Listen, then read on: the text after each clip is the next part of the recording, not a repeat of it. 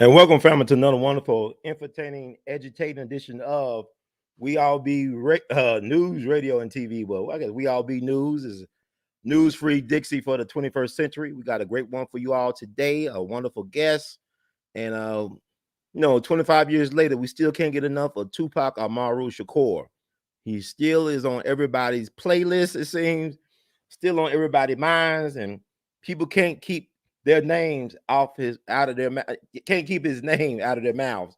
So we're gonna have a guest on, a very special guest who has done a lot of extensive work on the government's war with Tupac Shakur and with the music industry, with certain figures within the music industry, like my Jegna would say, the Emerson Abel Jr., the late great Emerson Abel Jr., who was also Isaac Hayes' high school band director at Manassas High School, kicked him out the band, ended up working for Isaac Hayes at Stax, worked with Otis Redding, Sammy Davis Jr., Shaboing Boing Boing. And he would tell me all the time, Ron, nobody dies a natural death in show business. So today's topic is about Tupac at 50.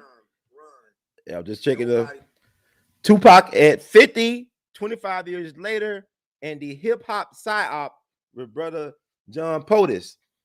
I don't know, Potash, or he'll get me right on his name. So without further ado, ladies and gents, scholars and laymen, bring it on to the stage, the one and other good brother, John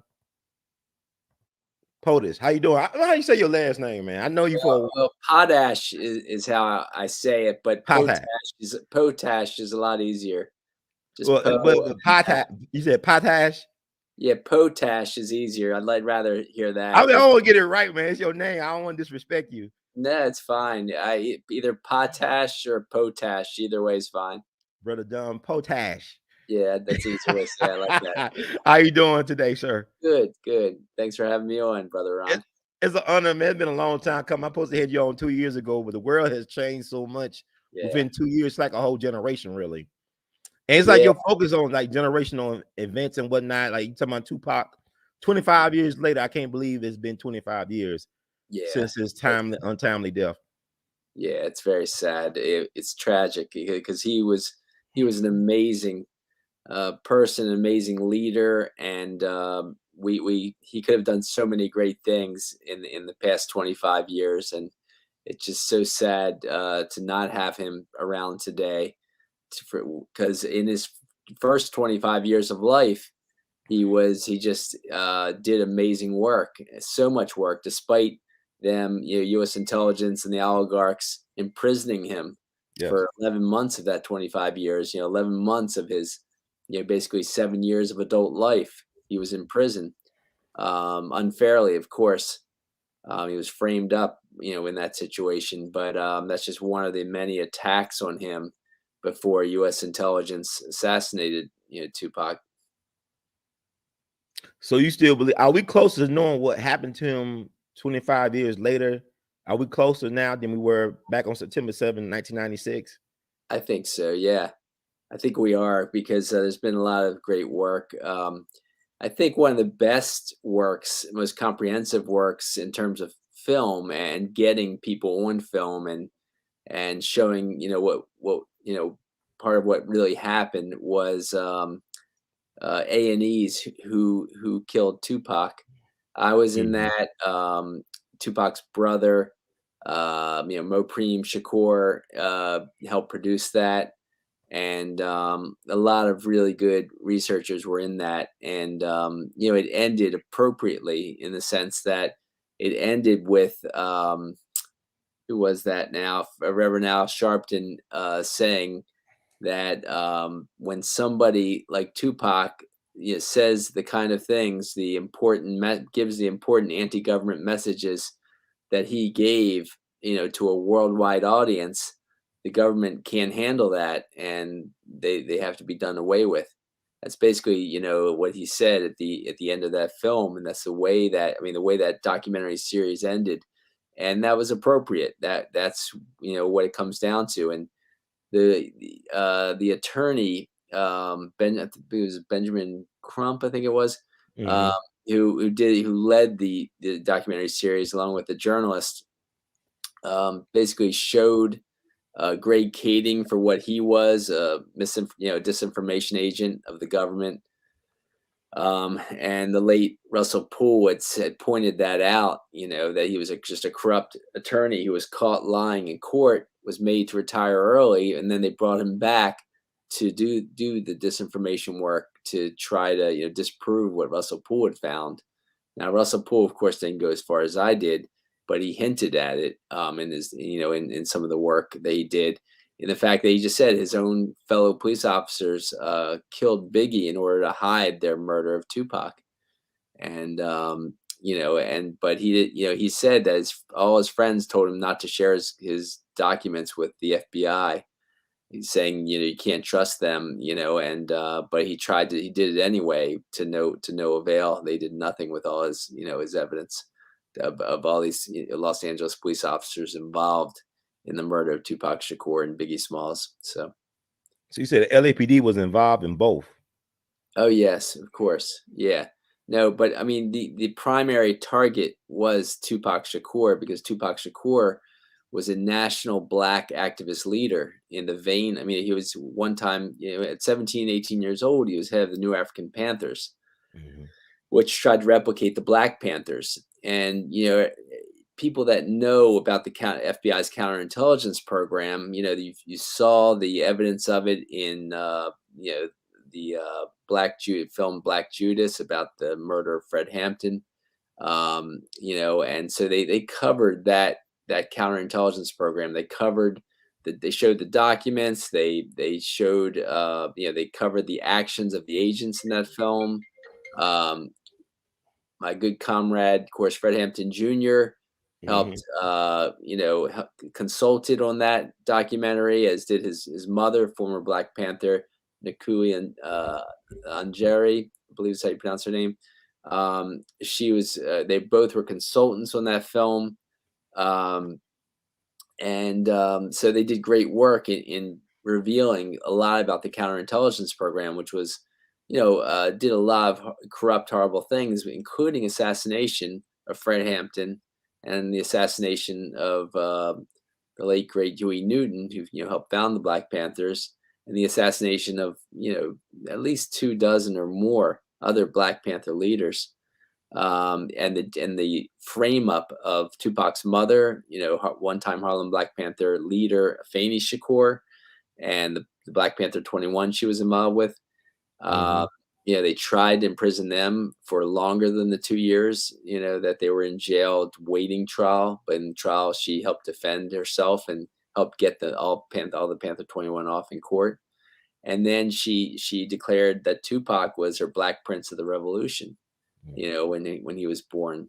And so Tupac grew up saying to the local minister, who asked him what he wanted to be when he grew up, when he was about 12 or 13. He said, "I want to be a revolutionary."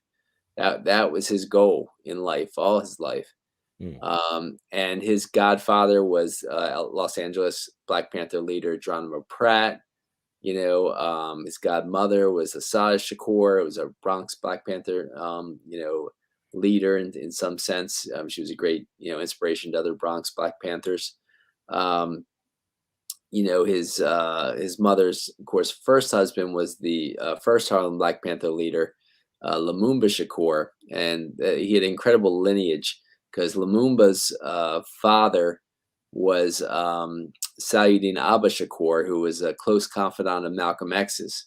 And so, and it formerly been part of Marcus Garvey's group. So the Shakur family offers a window into the grassroots, excellent, Black liberation movement from the 1900s onwards, from their early to mid 1900s onwards. And so looking at them, I study the whole history of the Black liberation movement through the Shakurs in my book, and document it with, over 1,000 endnotes, the sources of this information. But as you go through them and you see the way they murderously targeted, leftist leaders in general, but particularly viciously murderously targeted Black leftist leaders, you see the parallels in the tactics that were used against the Shakurs, as was used against Martin Luther King in their assassination of Martin Luther King, as well as their assassination of Malcolm X. And of course, as I say, the Shakurs were part of Malcolm X's group. Lumumba had joined Malcolm X's group right before Malcolm X's assassination. His close comrade, his brother, Zaid Shakur, had also been part of Malcolm X's group right before his assassination. So when Huey Newton and Bobby Seale came out to New York, they immediately appointed Lumumba Shakur and Zaid Shakur as the heads of the Harlem and Bronx Black Panthers, respectively, and along with Lumumba's close comrade Sekou Odinga as another leader of the Bronx Black Panthers. And so that followed down into Tupac's life, because Sekou Odinga, Bronx Black Panther Sekou Odinga's son, Yafu Fula, was one of Tupac's backup singers. Sekou Odinga's wife, Yasmin Fula, was a close advisor of Tupac's and was headed Tupac's music and film part of a company he was starting, Euthanasia Records, and his film component to that.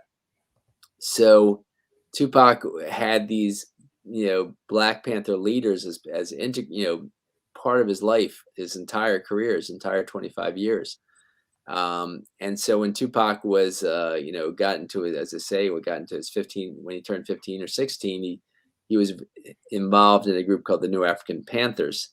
And they were part of a group called the New African People's Organization, or NAPO. And so that was formed by former Black Panthers and former people who were heads of the Republic of New Africa. Now, Tupac's stepfather, Mutulu Shakur, was actually an adopted brother of Lumumba and Zaid Shakur. Sayidina Shakur had adopted a number of kids, along with having his biological kids, Lumumba and Zaid. And one of them, Mutulu, was a brilliant man who had basically was a co-founder of the Republic of New Africa, and he wasn't directly involved with the Black Panthers, but the Republic of New Africa was very, very closely allied with the Black Panthers. But Mutulu got heavily involved in acupuncture. He was a doctor of acupuncture, basically, and started the Lincoln Detox, a revolutionary, drug treatment in the Bronx that was incredibly successful. I actually got trained there myself in using acupuncture for drug treatment. They were so successful that basically the city tried to close them down because the government, sadly enough, has ulterior motives with their drugs. And I explore that just a little bit in the FBI War on Tupac Shakur, in both the original version of my book, which came out in 2007, along with the new version of my book, which just came out this November, which is an updated version, which gives updates to all these characters and the latest information on all the people I'm talking about. But basically, in my second book, Drugs as Weapons Against Us, the CIA War on Musicians and Activists, which is also a film, I get more deeply and more detail on the fact that, they didn't like Mutulu Shakur solving the drug problems in the Bronx, and that's spreading nationwide, that use of acupuncture for drug treatment, because it was so successful. They wanted to keep people down with drugs, especially people of color. And the government, or at least U.S. intelligence and the oligarchs, have always wanted to do this. So thanks, son, for saying that's very nice of you. And so I think that, this is what they did. So they attacked Mutulu Shakur's Lincoln Detox Clinic. They closed it down. They actually murdered, the best evidence is they murdered the head of Lincoln Detox. Mutulu was assistant director because they needed an official medical doctor as the director to get city funds. And so that man's name was Dr. Taft. He was actually he was in line. He was in the family of Tafts that were the president, was a former president one time, President Taft. they actually did something to him. They murdered him. He was found dead of with a needle in his arm, and they showed that the heroin that came from the needle was only on the surface level of the skin. It actually hadn't gone through the body. He was actually murdered, and then they stuck the needle in his arm to pretend like he died of some kind of heroin overdose. But the best evidence was that he was murdered, and they just pretended they stuck that needle in his arm. And so the same thing was done with the Lincoln Detox's lawyer, a guy named Stanley Cohn, who was the lawyer for Assad Shakur also, and had just come up with a load of evidence to help get her out of jail. And right after he got all this evidence, he was found dead the same way with cocaine in his system, but not throughout his body. So they showed that he was actually murdered, and they tried to put cocaine or drugs in him to pretend like it was something drug related, And so it's really, really sad, scary stuff the way they did that. But nonetheless, Mutulu Shakur persisted, and he kept, using acupuncture for drug treatment in other places. He actually was invited to China to introduce some of the ways he was, using acupuncture for drug treatment. And he lectured around the world. Now they framed him on a bank robbery. The bank robbery was done by some activists, revolutionary activists. They were robbing banks to try to give help fund further drug treatment in the Bronx. And but Mutulu Shakur was not involved in this bank robbery. He was not. They had no evidence of his physical involvement. They pretended like he masterminded it from afar, though they had no physical evidence. They had him under constant surveillance, and they couldn't. The only evidence they had was from one undercover agent, and that's it. And that guy just testified to something that appeared to be lies, because he couldn't provide any physical backing to what he was saying in court. Nonetheless, they put Mutulu Shakur in jail, and he's still in jail, despite that he was supposed to be released by parole within the last 5 years. Wow. And it's very sad. But Why nonetheless, did Kanye West do a concert for him? Then Kanye West and Drake should did a concert for Dr. Mutulu Shakur. They should have done one for Mutulu Shakur. I agree.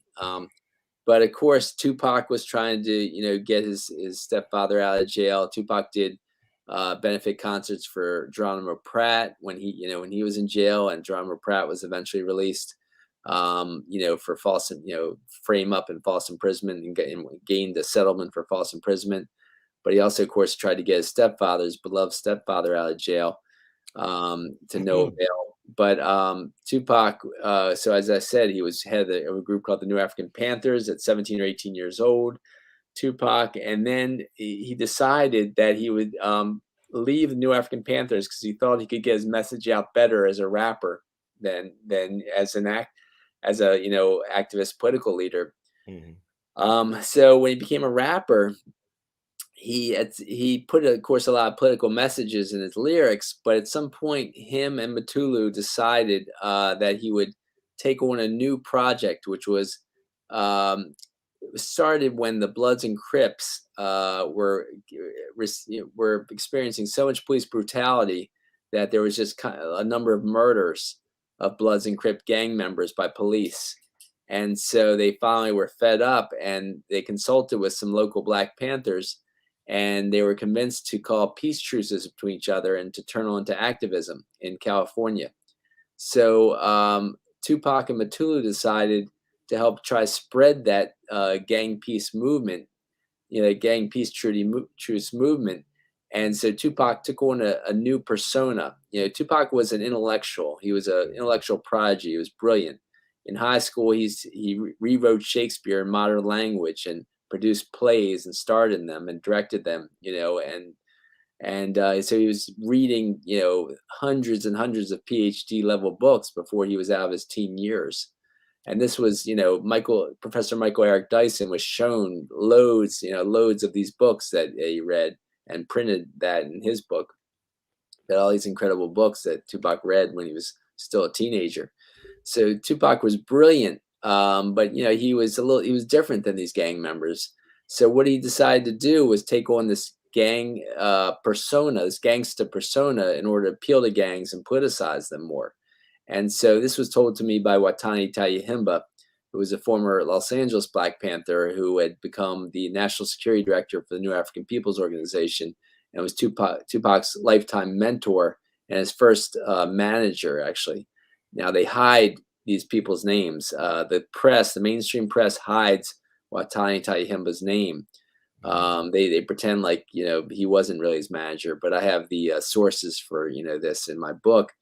And so Watani, just conveyed to me that yes, he was only pretending to be a gangster in order to appeal to gangs and politicize them as part of this thug life, movement that he had. I'm sorry about the phone. Oh, it's fine. It's life. That off now.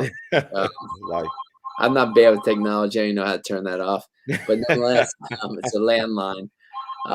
So Tupac then goes on to pretend to be this gangster, but while still putting out political messages. And he's actually having Bloods and Crips leaders at peace truce picnics shake hands and agree to terms that him and Matulu had come up with to lessen the damage that all these gang leaders and the gangs they lead, do in their communities. Oh, brother John, let me ask you this: how big of an influence was Chairman Fred Hampton Sr. on Tupac? It's like he was doing the same type of work with the Rainbow Coalition in Chicago. Oh, sure. With He was extremely influential. Yeah, I mean, of course, Tupac loved people like Fred Hampton Sr. And was in solidarity with Fred Hampton Jr. As part of the Panther Cubs. But he was very influenced by Fred Hampton Sr. in that regard. And Fred Hampton Sr. did this similar stuff in forming that great Rainbow Coalition, bringing together, and so Tupac said similar things. He said he was going to start an intertribal movement, he called it, meaning like all different ethnic groups, bring them together for a new political party, he had said before his death. And so, Tupac brought the gang leaders together, had them call peace truces, had them sign his code of thug life to have them do less damage to the communities. And they were just, turning on to activism. They were doing good things. They were holding peace truce dances and picnics and getting involved in legal businesses. And they were so activist. They actually traveled all the way to London to speak to a group called Panther, which was a black socialist group in London, throughout England. And so he was doing great stuff with that. But the only problem with that, of course, is it had Tupac misunderstood because people didn't see the great intellectual that he was. He wrote a book of poetry before his death. He had written a film. He was just doing all kinds of things. He was so prolific because he was so brilliant. He was so prolific. He wrote hundreds and hundreds of songs before his death at 25. And this is despite being what he said was somewhat creatively dead in prison, because the way they treat him in prison and putting him in solitary confinement for 10 out of those 11 months. So and they really messed up his head in prison because they used all these tactics they call penal coercion tactics. But from his first album onwards, they tried to assassinate him. When he came out with his first MTV worldwide release was Trapped, a political song. And so right when a day or two after Trapped came out, they stopped Tupac supposedly for jaywalking. They banged his head against a curb to turn, make him unconscious. And then they choked him unconscious and then banged his head against a curb. And I show two other instances how people died in police custody from those tactics. And so I believe that was assassination attempt number one. And they knew who he was. It was just, obvious from, his first video had just come out. It was political. They've been monitoring him because he had already been head of the New African Panthers, just like they monitored the rest of his family. They similarly attacked Fred Hampton Jr. around the same time. And so they also tried to assassinate Fred Hampton Jr. around this time, and in several ways. And I document that in my book, of course.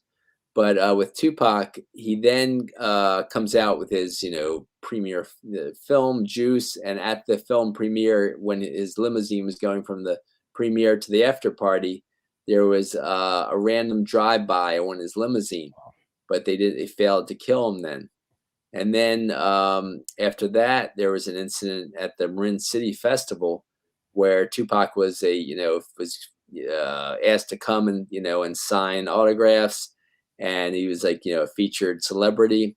So he comes there, and some strangers punch him for no reason, and then go after him and with a gun. And the best evidence is they attacked him with a gun. They tried to shoot at him. His brother Mopreme Shakur just shot in the air to try to scare the attackers off, but they then had to run because they were being shot back at. They weren't really shooting at these attackers. These attackers just took out a gun and started shooting. And this is all in front of police, and they nearly beat Tupac to death, but Tupac saved himself by crawling under a police car. And the mob that they incited to attack him was beating the car up so badly that police had to intervene. But police were watching without intervening, hoping, for what were they, because they were told to stand down, obviously. Let me ask you this: were there FBI or law enforcement watching Tupac get shot up in Vegas and Biggie in Los Angeles? Yes. Is that true? Yes. Yeah. I mean, Kathy Scott of the Las Vegas Sun, she's an award-winning reporter for the Las Vegas Sun, the criminal reporter. She documented that. It was also documented by Russell Poole, the police detective, high-level police detective who was in charge of the Biggie Smalls murder investigation. He also investigated Tupac's assassination, and said that yes, his fellow police officers were there.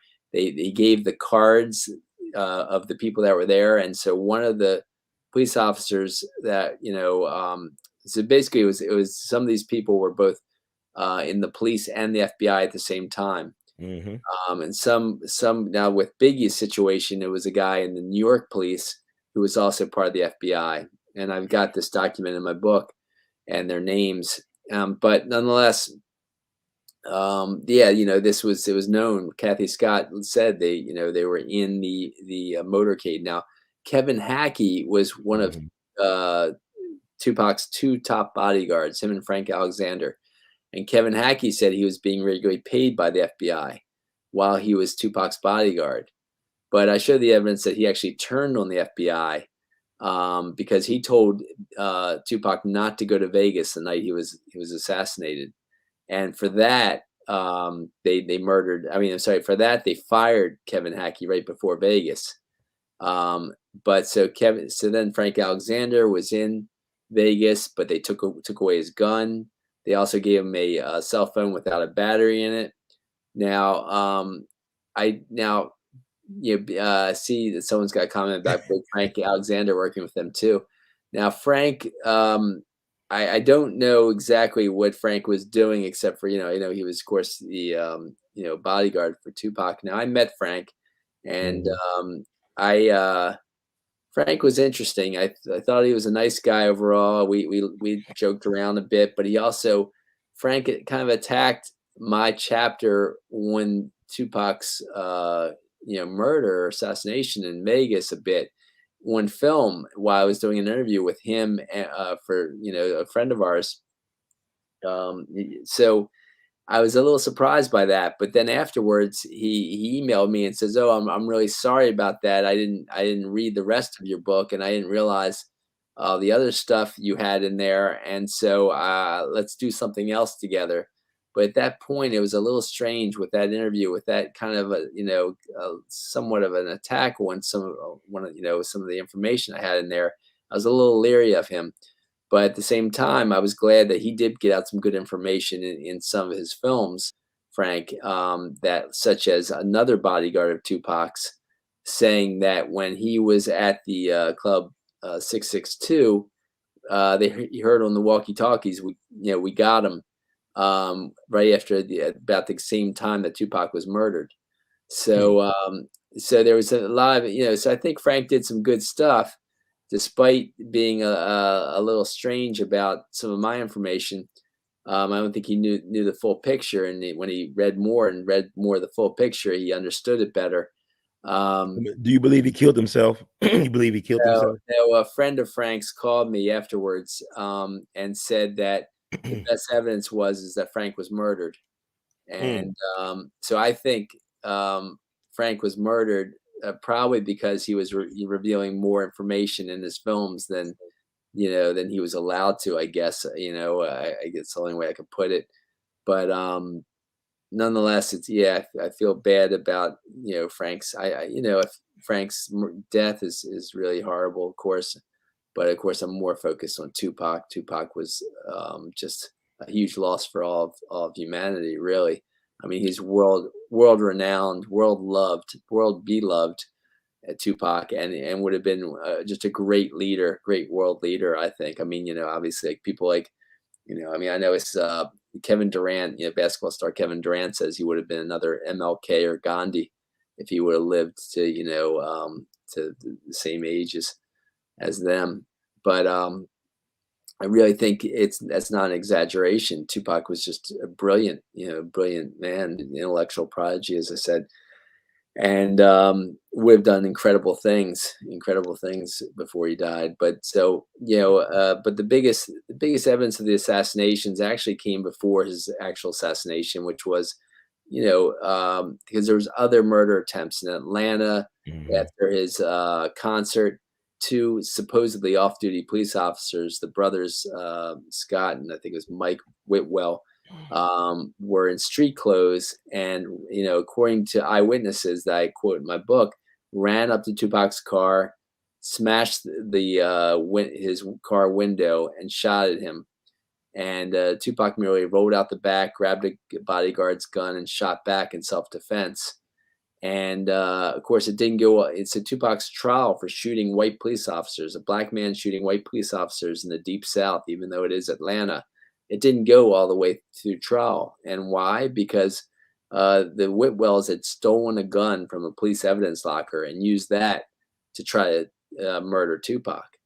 And other police have said that guns like that are called throwaway guns. When you murder someone illegally, you just put it down in order so it can't be Mhm. traced back to you. Guns stolen from evidence lockers. So that was another assassination attempt of Tupac before he died.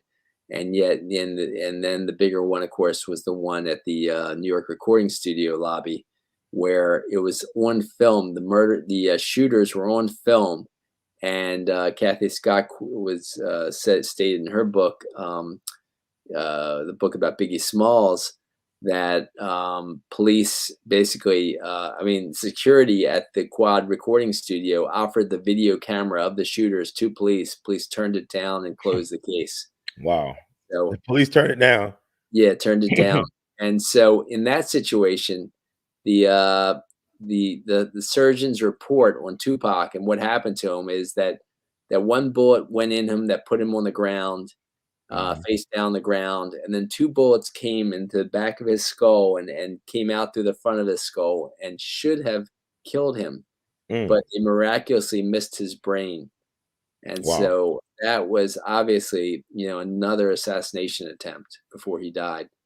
And the best evidence is that now police were watching Tupac at that time, and the first police to arrive, one of the leader of the first police to three policemen arrived immediately to that scene, and the one of them was part of the street crimes unit, and the street crimes unit is known by researchers to be the undercover unit in New York that started immediately after this New York's uh, Bureau of Special Services, which Right. is the FBI counterintelligence program unit, closed down, and so it was thought to be a follow through on the Bureau of Special Services, another FBI Now, undercover. is it true that Malcolm's bodyguard Eugene Roberts was part of that program, Bossy, and he Yes, set up a Phoenix Shakur and the Panthers as well in yes, the he Panther did. 21 trial? This is Yeah, Malcolm X chief bodyguard, NYPD undercover boss. Malcolm X's top bodyguard, Eugene Roberts, wormed his way into Malcolm X's group, rose up to head the group, and was actually a New York undercover police agent. Yes. And so the best evidence is that he raced to Malcolm's body, to make sure that the assassination was successful by U.S. intelligence. In the same way that the first man at Martin Luther King's body was a military intelligence agent, Murray McCullough. Yeah. Yeah, Merrill McCullough, I right. talked to him on the phone for about a minute. Wow. I'm sure you You want ever to talk talk to him? to him. He has out in public though. He got a daughter that talks about her father's involvement in the CIA because he was the first black commissioned officer in CIA. And I Wow. talked to folks who knew him from the Invaders days. They Wow. got it's this mix. It's weird, but go ahead. It's weird their response to him. They still some of them still talk to him. That's interesting. Yeah. Yeah, well, I've got it all. I've got a chapter on Malcolm X and a chapter on, of course, Martin Luther King in my book, because there's parallels. There's overlap with Eugene Roberts being the best evidence against him is, of course, he set up the Black Panther leadership of New York, according to Fanny Shakur. So it's obvious what he was about. So yeah, it's very sad, but true that's what was going on. And like the gun, like you talking about the FBI is weird because the gun that killed King could be traced back to the FBI in terms of a chain of possession. That gun came. I'm right across the street right now. I got this book. I talked to Dr. Pepper before. Yeah, I'm right across the street from the Lorraine, so I wake up with that on my mind every day. Wow, you know what they did to Dr. King. Yeah, that's something. Yeah, Dr. Pepper. Why we still trust the FBI, even Pearl Harbor, right? I know. It's evidence that they knew about Pearl Harbor. The government did. Right, sure. So why do you think people trust the FBI still with these type of cases of assassination? What's your take on that? Yeah, no, of course they shouldn't. The CIA and FBI shouldn't be trusted at all. Of course not. And sadly enough, I mean, this whole military industrial complex, is headed by the CIA in terms of like the CIA director is supposed to be the head of all of U.S. intelligence, military intelligence, Army intelligence, naval intelligence, FBI, etc. But naval intelligence, of course, is incredibly powerful also. Nonetheless, they were involved in taking out so many of our great leaders: MLK, Malcolm X, RFK, JFK, the great leaders of the 60s. And now, we could have had some great leaders in the 90s and 2000s, but they took out the great Tupac Shakur. They tried to take out Fred Hampton Jr., but thankfully he's still alive, and contributed a poem to the first version of my Tupac book. The second version of my Tupac book, the publishers bizarrely took out his poem. They took out the introduction by Pam Africa. They took out some stuff. Nonetheless, they did do a good job with it in a lot of other ways, and they included a lot of my new information on a lot of Fanny Shakur and her death, around Matula Shakur and what's going on with him, around Greg Kading, around John, a lot of different people that I wanted to update because it's been I guess it's been 14 years now since I first came out with the book. So I thought 14, I wanted to catch people up on the 14 years of new information. So, man, it's strange they take out the Fred Hampton thing when the Black Messiah is so hot right now. Anything related to Fred Hampton is really, really relevant right now. So that's weird. So did they do this before the movie came out and award season and all that? Was the decision made to take the Fred Hampton thing, his poetry out? Who took Fred Hampton Jr.? Yeah. I don't know why they did that. I can't tell you. I don't sure. I mean, I wish I understood it. I just don't know what I don't know what their reasoning was. I can't tell you. Well, I want to ask you this because I want to get your take. Was Suge Knight and Death Row Records CIA? Were they CIA assets? Yeah, the best evidence is that there was elements. Dave Kenner was the lawyer for Michael Harry O'Harris. Michael Harry O'Harris was one of the two understudies of Freeway Ricky Ross. Freeway Ricky Ross was getting his cocaine from CIA assets. The Nicaraguan Contras was what Gary Webb, the late great Gary Webb, called basically a CIA secret army. It was trying to overthrow the socialist Sandinistas of Nicaragua. And so, I mean, the best evidence is, not everyone knew exactly what they were doing, and who they exactly worked for in front death row records, but some did. I mean, Dave Kenner probably knew the most, and probably what's his name, security director probably knew the second most, believe it or Ooh, not. Reggie Wright. Was it Reggie Reggie Wright, Wright? Reggie Wright, Yes. yeah, because Reggie Wright Jr.'s father, was Reggie Wright Sr., was head of the Compton Police Gang Division, and that was one of the first places where the gang peace truces happened. That the Black Panthers, former Black Panthers, started that gang peace truce movement, and that Tupac became part of. So they were trying to engender an end to the gang peace truce movement that Tupac and his Black Panther extended family were trying to extend, and were successful extending across the country. Do you think that Suge was aware of the CIA or intelligence side of things since he was the so-called head of the company? Yeah, well, I think he was more of a figurehead of the company. I think Dave Kenner Mhm. was the real head. I mean, really, legally, Dave Kenner actually was the real head of the company, because Okay. Dave Kenner, when he incorporated the company, he incorporated with his own company called, I think it was called Godfather Records, above Death Row. So legally, Dave Kenner was a real leader of the company. So Suge Knight was similar to the undercover agent that assassinated, Fred Hampton Sr. Oh, Um, William O'Neill. William O'Neill, yeah, because Suge Knight had a number of increasingly violent, charges, and Mhm. arrests, and was getting increasing punishments for those arrests. When all of a sudden he kept committing those crimes, but didn't get any arrests. Okay. And it was similar to what happened with William O'Neill, where they turned him into an undercover agent to do their bidding for him. And I think that Suge Knight could be seen the same way.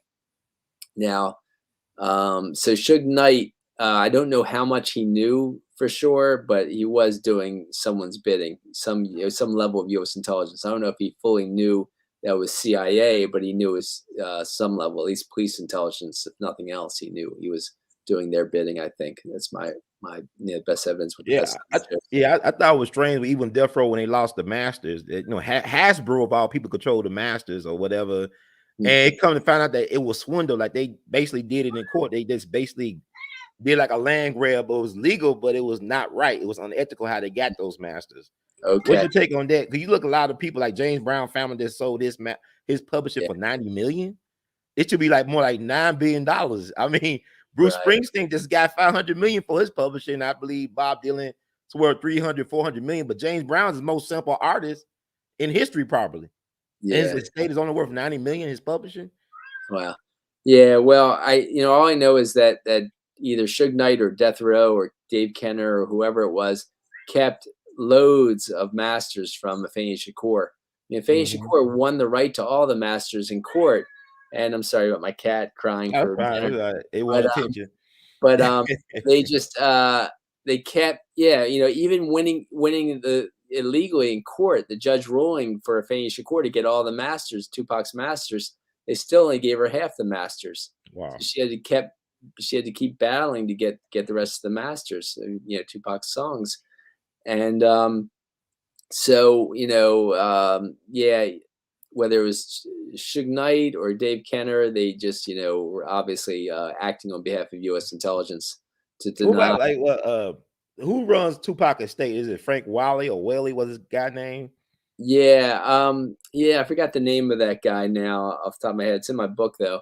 Yeah, I don't know who exactly he is. My understanding was he was working with the Afeni Shakur before her death, but I can't really say much. Man, I'm I asking this. You think it's weird she died around the 20th, almost before the 20th anniversary of Tupac's passing? I mean, you think I, it's some foul play involved, or I maybe it's just do. natural causes? I do, and I show all the evidence of foul play in my In your book. book, we're gonna promote the book is on Amazon, right?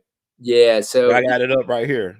thanks a lot. Yeah, it's on sale on Amazon, and it's I'm also gonna on read. I'm gonna sale. start reading tonight, so the next time I have you on, I'm gonna be better prepared.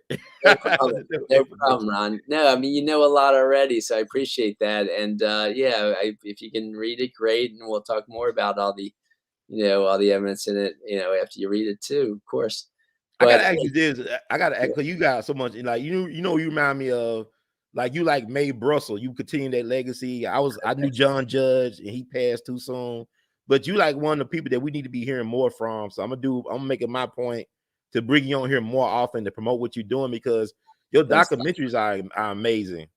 thanks. That you have done. And I know they were available on Amazon Prime. Are they still out there? How can people view your documentaries as Yeah, well? so Drugs as Weapons Against Us, the CIA War on Musicians and Activists, covers, a number of musicians, but it probably spends the most time on Tupac and the Black Panthers, but it covers a number of musicians and activists. And so that has been on Amazon Prime. I don't know how much longer it's going to be on there. It might be. It's been on there for a few years now, but I think they said it might only be on there another week or two after that. Thanks a lot, Sauce and Girl. Gary Webb's great man to, of course, be. And even though he got killed, there was no suicide. Yeah, it's very sad. It's very sad that that he passed. Probably murdered, sadly enough. Mhm.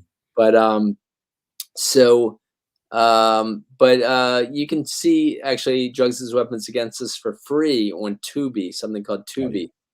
Tubi. And I did have the FBI War on Tupac Shakur and Black Leaders film being sold on Amazon. I think it's still sold on Amazon.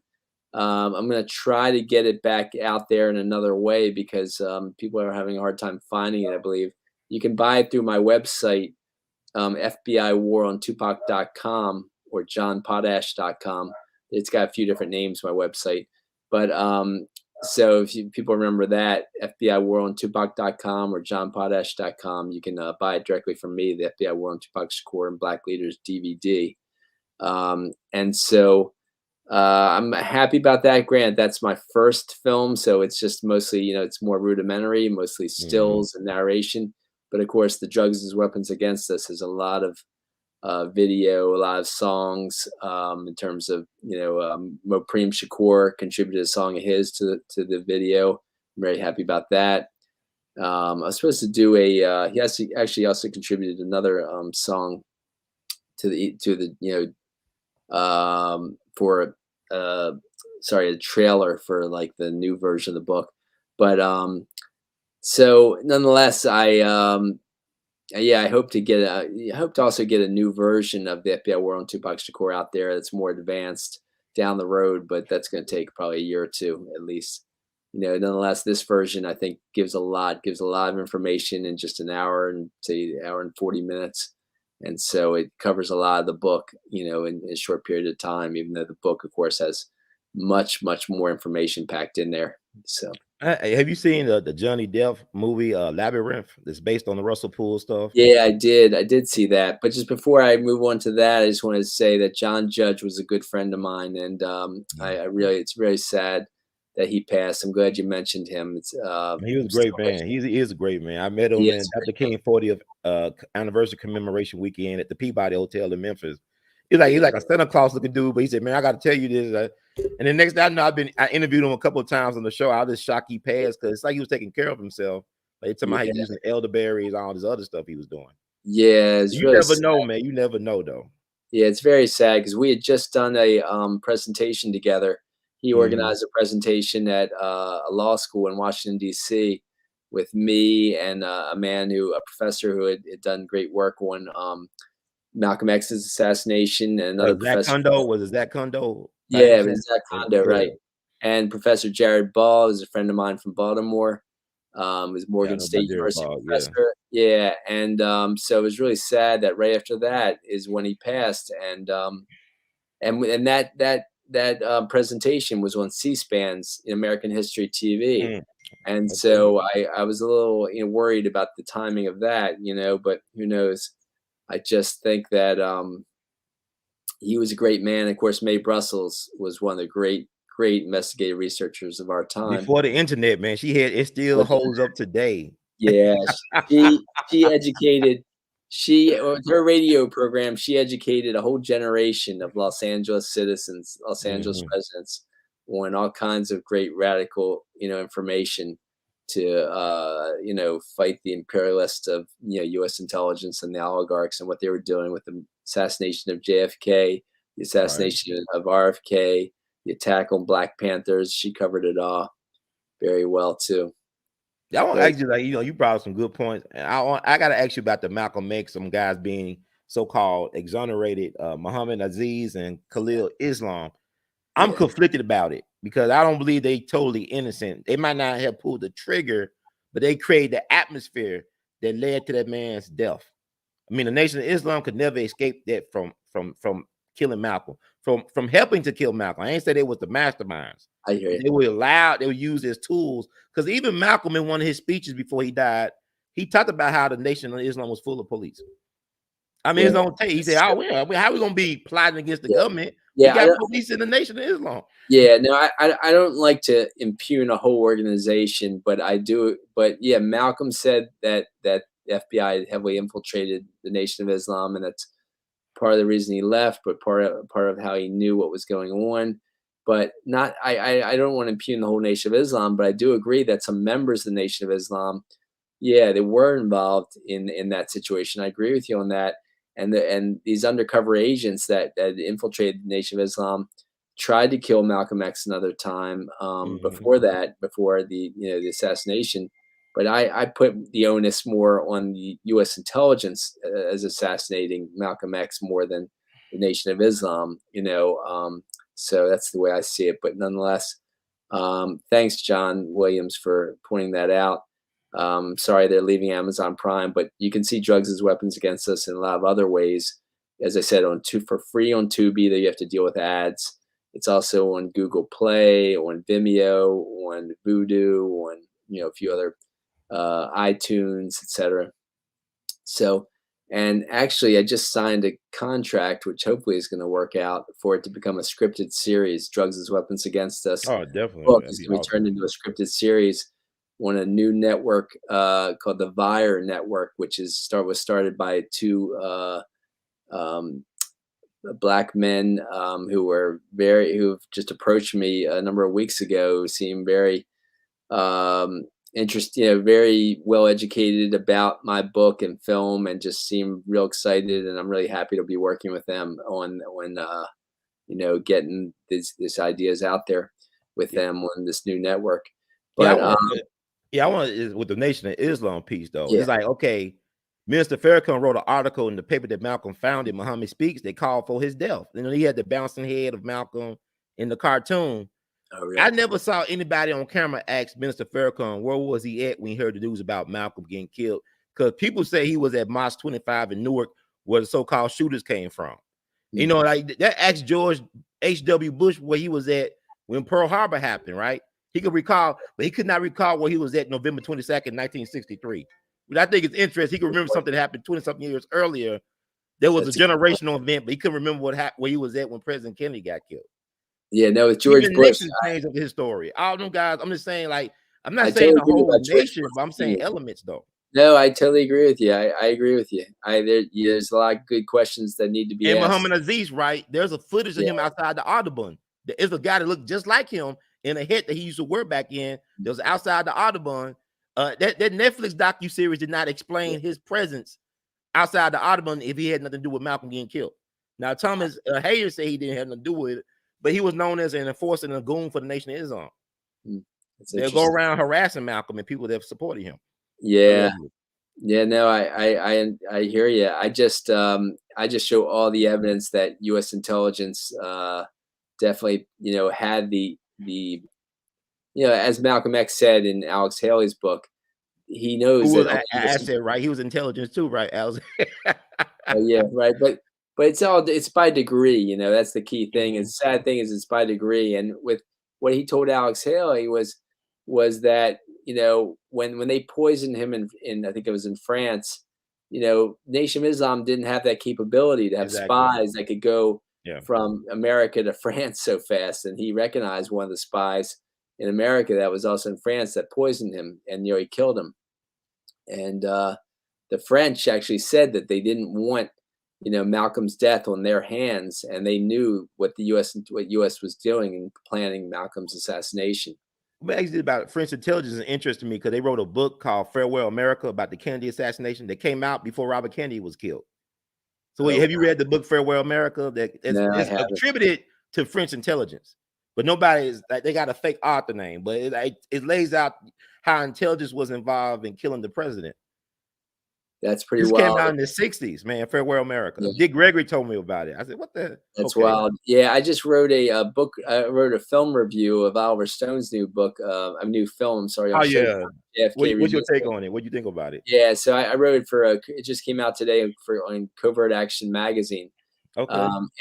So it's interesting that you bring up French intelligence in that book because in the film it says that the president of France at that time when Gerald Ford was president in Okay. 1975 said that Gerald Ford told him that multiple shooters killed John F. Kennedy, and that and alluded to it was powerful people that that consigned multiple shooters to kill, to assassinate John F. Kennedy. So it's interesting that the French president said that, and that the French, did know about that in that regard. Now it's interesting, but if you say the book came out before RFK's assassination, that's even more interesting. Nonetheless, yeah, it's important that Robert F. Kennedy was also a great leader, and Yeah. actually, according to William Pepper, had sent messages to Martin Luther King. Would you like to be my running mate, be a vice presidential candidate with me? And before his assassination, and so that would have been amazing to have the first black vice president in Martin Luther King, and potentially the president, Martin Luther King, be president back then. And they both got killed in 68 within less than 2 months of each other, or about 2 months. Sure. Within 2 months of each other. I heard they're gonna kill Dr. King in Los Angeles, but they decided to get him in Memphis. That's what I heard from reading stuff, that they wanted to get him in. That's why it's the government that did it. It's like with Fred Hampton, the government kill all the leaders, man. They kill all our people, man. And yet we still pay taxes. We still try to go. I mean, it's just weird. It's like, how insane are we? I know. You know what I'm saying? To respect these people that don't respect us, don't respect life. How insane are we? Yeah, of course I don't respect them, and you don't respect them. But I just know they full of crap. I was saying, why do we trust them? Like people run. It's like, okay, Leon Amir 4X. Well, Malcolm was one of his closest supporters, right? He used to be Muhammad Ali's press secretary. The goons beat him up real bad. He went to the FBI saying he had evidence about who made a kill Malcolm. Next month, he dead at the Sheraton in Boston of natural causes. But he was, like, it's so many people died around Malcolm. Like that Netflix series did a disservice to all the folks who dropped dead around Malcolm that supported Malcolm.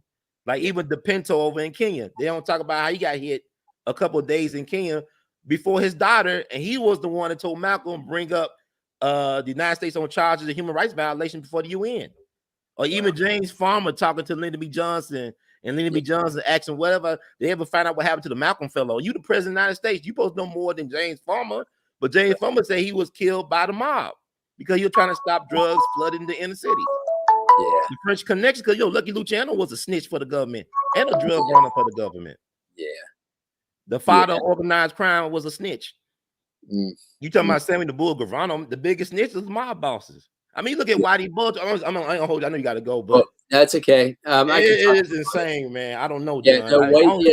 Whitey Bulger is an interesting case because I talked to him about him a little bit in an article, but I didn't even get to go into him in my book, Drugs as Weapons Against Us. But Drugs as Weapons Against Us is mostly about MK Ultra, the CIA's MK Ultra program, and Whitey Bulger, I'm sorry, was a kind of a victim of MK Ultra in prison. And I argue that they basically used LSD and torture in that way to turn him into a monster. He was just a petty criminal at that time. They turned him into the kind of assassin monster that he became, and they let him do his thing. And they played him, they made him their puppet in drug trafficking in Boston. And then just turned on him at the end when when he was a little out of control. But like Russell Poole, he died of natural causes because we know he died at the police station, whatever, in LA. So Labyrinth, you had asked me about Labyrinth. Labyrinth, I thought was good and important because it showed that, but Violetta Wallace, Biggie's mother, is still friends with Russell Poole.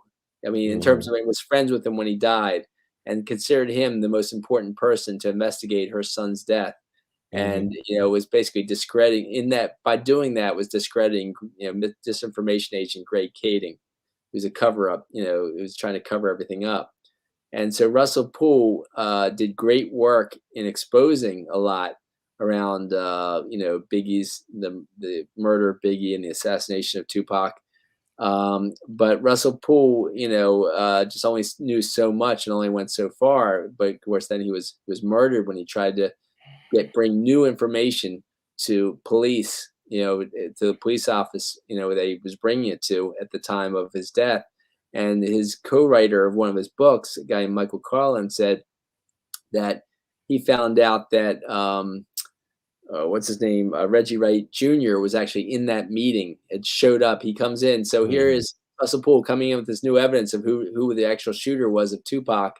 And there's Reggie Wright Jr. in that in that office when he comes in to bring in the evidence. And he thinks, and so Michael Carlin says he believes there's evidence that they actually murdered Russell Poole. They actually used a defibrillator, some kind of electric defibrillator to murder him, give him a heart attack. They held him down and did that, he believes. Jesus yeah, it's terrible. Police station, Jesus Christ. Oh, before I let you go, I got to get your take on all these people coming out like Keefe D and Mob James, but especially Keefe D, who allegedly was in the car with his nephew Orlando Anderson when the Tupac hit went down. What's your take on what Keefe D is saying right now? So that's that's Greg Kading's entire story is around Keefe D. But if you see the documentary series "Who Killed Tupac" on A&E, attorney Benjamin Crump and the journalist he worked with on that, basically just interviewed Kading about this and got from him basically that he gave Keefe D incredible leniency in a major case when he would when he was going to go down for tons of time in jail. They gave him huge leniency to say what he said, which is that him and his nephew Orlando Anderson killed Tupac, and made up the whole story. And so he made up this whole story to get leniency for his court case. And he said that's completely unreliable. Everyone knows, attorney Benjamin Crump said that everyone knows that that's completely unreliable information when you get someone to say what you say that way. And so, it just showed up, disinformation agent Greg Kading's whole take on it all. Well, brother John, I ain't gonna hold you up. I know you said you only gave an hour to give and you're a busy man in demand. So what is the best way for folks to reach out to you if they want to connect with you or support what you're doing? Yeah, I mean, they can your Amazon page for your book. Thanks. They can email me through that through my website, as I said, which is johnpotash.com or FBIWorldandTupac.com is the other name of the website. The same website. So they can email me through there, and I'll email back. But they can also get all of my my books and films through that website. So yeah. Thank you so much, brother John. I'm gonna put that up as well as we close out. In the words of Great Duke Ellington, we love you madly. You keep on producing and pushing. Thanks. And I'm gonna have you on the show very soon, a couple more times. Cause like I said, you like the Mae Brussels and the John Judge, Steve Coakley. You carrying on that tradition, and it should be better known the work that you're doing, and you should be better supported for what you do. I salute what you're doing. Like I said, I know I reached out to you 2 years ago, and everything to change now. I know, sadly enough. Yeah, but so I got a new film that is hopefully going to come out soon, which I'll talk to you about when it does too. Oh yeah, feel free to read it. Yeah, I definitely maybe back on. Yeah, a lot of times you will be surprised. All right, all right. It's great talking to you, brother Ron. You too, man. God bless. Take care. Happy holidays. The same. Happy holidays to you. Bye now. Yes, sir. Bye. And that's family out. That's the one, only brother John. He's doing his thing. He's really beyond category. Like I said, I didn't want to keep him on here, but he could talk for hours and hours. I know I had to, intervene sometimes. I know people, well, brother Ron, you intervening. This man's a fountainhead of information. I thoroughly enjoy brother John. He's been doing his research for many, many years. And like I said, I want to have him back on the show more because I feel like he should be better known and be appreciated and given flowers. Like next time we'll talk about Nipsey Hussle he didn't really know too much about the Young Dolph case, but he does know how the industry, how the beasts work. So by that time, maybe I can inform him a little bit about Young Dolph, and he can have an opinion on that. But yeah, support Brother John Potash or Potash. Brother John Potash. I'm calling Brother John. Brother John's website, John Potash, at johnpotash.com. I got it up there. So thank you, family. Thank you, Black Voltron Reloaded. You was not late. You was right on time, brother. Thank all the moderators, the Star Son, all you wonderful moderators, all you supporters of the We All Be movement. We love you, Matley. Thank all you donators, people who donated. If you donated in the chat, I didn't see it, but just anybody who donated today or any other day, y'all don't know how much that means. That people support the work that's being done. Like I said, I wanted to give the people something because Baba Dick Gregory said, I'm the feeders. I'm going to feed you, and feed you. So thank you all, family, for tuning in to another wonderful, edutainment segment of We All Be News or We All Be TV. If you like the words from Brother Herb, please subscribe. We All Be TV on YouTube. If you'd like to support the work of Brother Herb, got the Cash App, $R2C2H2. Thank you all who have donated through that. You can buy Artivist art, R2C2H2.com. You can wear Artivist gear. This is my tribute, Mr. Nobody, to Burt Williams, the comedic genius, the father of Black comedy, as far as I'm concerned. You go below the description box of this video. If you're watching on YouTube, access our official Teespring shelf and go to our store. You can buy some great stuff. I got some stuff coming soon. Also, I was at the Young Dolph street naming ceremony. I will upload that in a couple of days. I probably got, it's interesting to say, I probably got the best audio for it because I made sure I recorded that audio at the podium because like a lot of airplanes flying because like that street leads down to the airport. So, I mean, it's been a great week. I had a chance to thank Young Dolph parents and his aunt for this amazing musical genius that he was and his generous young man. So may his memory live, long live Dolph, the Lion of Castalia Heights. So anyway, thank you all once again. Also, you can just Google Pay, PayPal, and Zelle your support at r2c2h2@gmail.com. Give email at r2c2h2. Thank you so much, everybody. We love you badly. Enjoy your weekend and happy holidays. And know that the best is yet to come. Peace. Oh.